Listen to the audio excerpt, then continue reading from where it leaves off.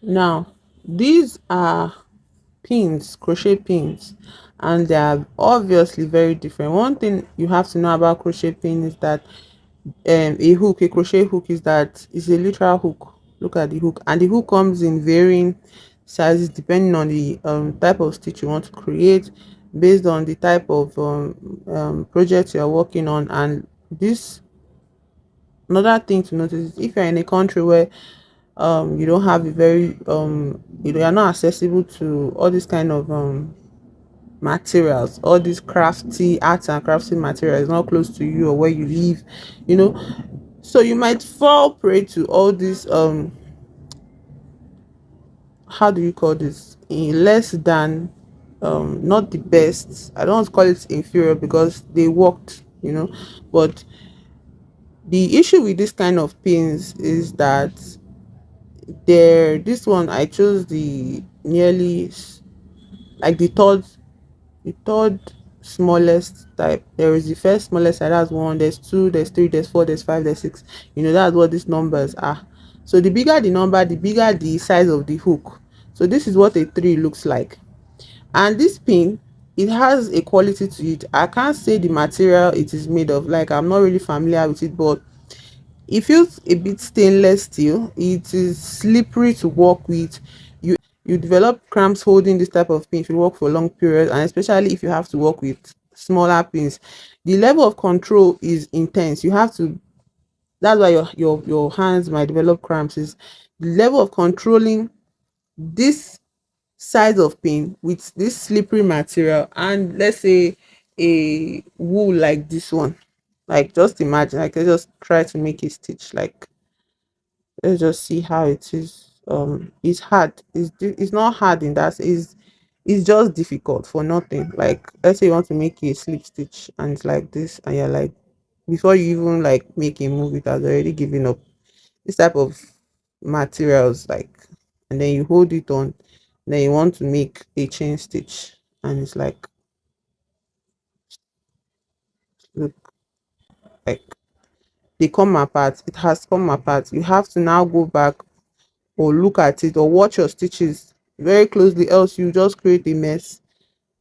And this one is because I've gotten, like, I'm used to it already, but if you're a beginner it might feel very stressful to work with it. And look at the stitches. The good thing about this material is that it's just unnecessarily thick. You get so when you make tight stitches, especially with these tiny pins, it just creates tighter stitches. But in the long run, it is stressful to work with. Like the stitches are not measured, they're not consistent. Like look how big the stitches are, and then look this tiny one. Look at this tiny one. This stitch is very small, and I don't want to go back because I don't want to create a mess. So I just keep going and going. And as I'm working with it, this wool is slippery on the material. Like I keep repeating, it's slippery. It is time consuming. Like all crochet, this thing involves time actually. Like look, it has gotten tangled obviously because the integrity of this particular wool is not even there at all. So most of the time thing just comes undone when you're working really hard with it. Like I'm trying to make the pin hold it tight, not to lose it, but sometimes it just gets stuck in the middle of it. And what can you do now? And you now make another stitch. Like I'm making chain stitch here, just making a chain stitch, just making straight stitch. So it is intense. Okay, it is intense to work with. When you have to think about control of the size of the stitch, you have to think about how your pin, like you have to basically laser eye onto your wool, else your pin will get caught in all these fragments and unraveling of the wool itself, you know so that's that about this pin. It is also very cheap. I think just 200 naira. I don't think that's even up to $1. Just 200 naira, and like you can start. So for a beginner, it's accessible. You can choose the very big, huge hook. You get you can choose a huge hook with bigger numbers, three, four, five. It's affordable, it's accessible, you can get it, it's easily accessible. You don't have to go to the deep market to get it. There's no control. I'm just going ahead with it. I'm just going with it. Just going with it. I don't know how the thing is sizing up. The sizes are varied. And if I want to like make a turn, and I'm like double stitch, and I'm like, okay, let's try making a double stitch with it. Already you saw that unraveling here. Let's make a double stitch. Like, let's make double stitch. So let's make a double stitch.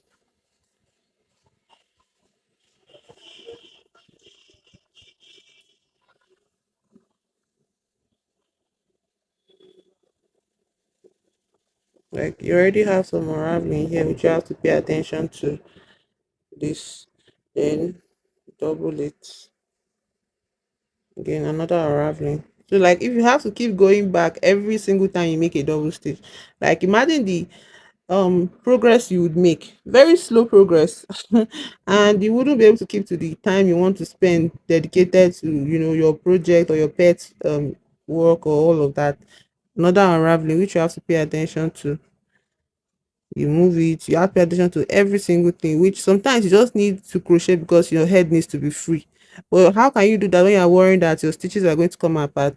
Look how very tight it is, and some designs, some patterns are not supposed to be as occluded as this, because now when you want to find your beginning stitch, is hard. Everything is just jumbled up there, but if you unravel it, you have to start from the very very beginning again. So that's the issue with working with this type of pin. And then after a while of working with this pin, I went on our online shop Jumia, and the online shop that is available to my region is Jumia. One of them is Jumia, and I found this purse online. This purse has a lot of materials. Now I'm going to go further into other materials you might not know you need as a beginner. You need stitch markers. When you start, when most any tutorials always starts up with the person asking you to use stitch markers to mark your very first stitch, or your last stitch, or the turning stitch, or the triple crochet stitch. All of that you need markers, stitch markers for. So yeah, and stitch markers, you just, the way you use them, this set came at the price of 5,004 at the time of buying, which was early last year. So you just take one of these, you put it on your stitch. Where is our stitch? And you'll be like, okay, this is the first stitch marker. You just use it in this sense. But when you start out with crochet, is it's possible for you not to be aware of a stitch marker. And so when the person is teaching and using stitch markers and all that, when you want to now go back to the stitch that you started from, you might lose your way. Your project might not turn out as pretty as you imagined, or you might make mistakes. It's okay. Making mistakes is normal. Okay. And the only issue with crochet that is very frustrating is the whole counting of stitch. I mean, like, once you miss a number, that's the end. Once you miss your beginning, that's the end. Once you miss your last, you have to start unraveling and unraveling, and it's really tiring. It takes the joy out of a very simple hobby, actually. So you have to have stitch markers. Doesn't matter, you don't have to get a bunch like this or a set like this, but you can get a few number of them. And there are many online stores that sell um crochet materials, so you can just get the package from them, but don't break the bank. Or if you don't have stitch markers, you can always come up with something else. In the beginning, I used to use bobby pins. You just put bobby pins here, and that's the end. What's the only thing that bobby pin might slack your work when you pull on it unknowingly, but it doesn't matter. Since you're just learning, okay, you cannot just stop your work because say, oh, you don't have stitch marker, let me not bother doing it, which is something I experienced too. I stopped doing some project because I was like, oh fuck, I don't have stitch markers. So that's stitch markers for you. And then you come into the world of weaving pins. Weaving pins are pins that you use to join project in, when you come to the end or a certain section of your crochet work. When you come to a certain part of the pattern, these are weaving pins, and it came with this package. I got it online for like five different sizes. Like, there are so many. Like, I wanted to do a bear. I don't even have it anymore because I just threw it away. I need to make a bear beanie. Okay. And as I got to the end of it, where I would join, the ears or something, they're not like, okay, so you take your weaving pin. I was like, what the fuck is a weaving pin? And I tried to use a normal sewing needle, a hair weaving needle. I tried to use a normal sewing needle, and I was like met with so much resistance. I just sweat so much. I was just near tears, okay, just trying to make my project perfect, but it didn't turn out well. I could not even work with the needle, it just ruined. And the way this wool is not something that you can just cross to pass through a needle, because it would come apart so easily, and that's what I was working with, and it was very frustrating. So don't forget, you need a weaving needle, even if it's just one. This is a set that came with this set. Now, this pin is different from this pin, very, very obviously. As aside from size, one thing I really appreciated when this got into my hands was that it doesn't slip and slide as much as this annoying pin. I'm telling you, that sliding was the bane of my existence, and I didn't know that was what was making my work so slow, like snail progress. This material is not stainless steel, it looks like alloy. I don't know, alloy is a form of metal, yeah, but it feels um different from this type of metal. This is stainless steel, and this one, when you use it on your material, on your work, it stays, like you're not there struggling to for your dear life or something. It's just very, very direct. It's just easy to work with. So something you should pay attention to are these types of definitely, I don't know, they come in different styling, so maybe this is just the style available for this order, but this one is very obviously, there's no change in this one. This is just it. Once you see this one, this is how they look everywhere. There's no coloring or anything fanciful about this. Is just how they look. But this one comes with different styles. You just know them, and they come in millimeters. If you've watched a lot of crochet project, you see where the teachers or the person is telling you, oh, you use 4 point something millimeter, you use 7 millimeter for this type of wool. For the project I'm doing, you need to use a pin of five something millimeter. I also have this um pin. This is also very large. This one I got it by itself, and it was very ineffective. I got it before I got this one, and it was so ineffective and pointless to use with this kind of wool. Like, look at the disparity in sizes. Like, how is this pin supposed to hold on to this size of wool? It's ineffective. It doesn't do anything for you, and your project just is just dead on arrival once you use um let me not use that word. Your product is just feels very futile if you try to use materials that don't match. Okay, if you're going to use this type of wool because of the bank, then just try to, maybe you can try to get this one at the size, the smallest size, because if you even use this size of pin with this wool, it will still not turn out fine. You end up with snail progress.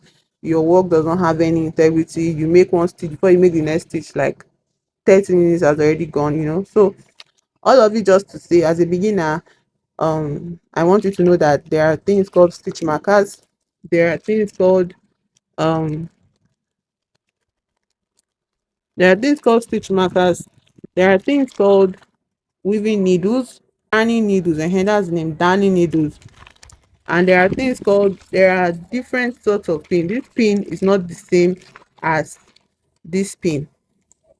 Obviously, it goes for a higher price than this one. This one is like 200 naira, like I said, not even up to $1, but I'm sure this one is up to, I don't know, nowadays with inflation and all, maybe 500 naira or something, if not more. I know some people will still comment that it's big, it's more expensive, but either way, it's much more than this. So I think that's all I have for you. And one thing I want you to know also is that don't lose hope. If what you are working with is all these products as a beginner, it's fine, because you can still make beautiful projects like this. Like, as you can see, the integrity of it is not so solid, but it is there. I followed the instructions to it. See, I made sure my mistakes, I went back and remade them, and I continued and I kept it up. This is supposed to be like a strawberry pouch, but I didn't have that colors at the time, and I worked with what I had. And see, what working with what you have, it still gives you a project. It still gives you something that is useful and something that you can work with, something you can be proud of. And that's the point of having a hobby, something that you just do for fun. Okay, it's not that serious, it's not work. So I just want you to be less stressed and not feel like, oh, something is crochet is not for you, when it's not, the things that are even affecting you are not even your fault. So I hope this video has been very informative. I hope you'll be able to gather something from all of this yapping that I have given to you here today, and I will see you in my next video. Bye.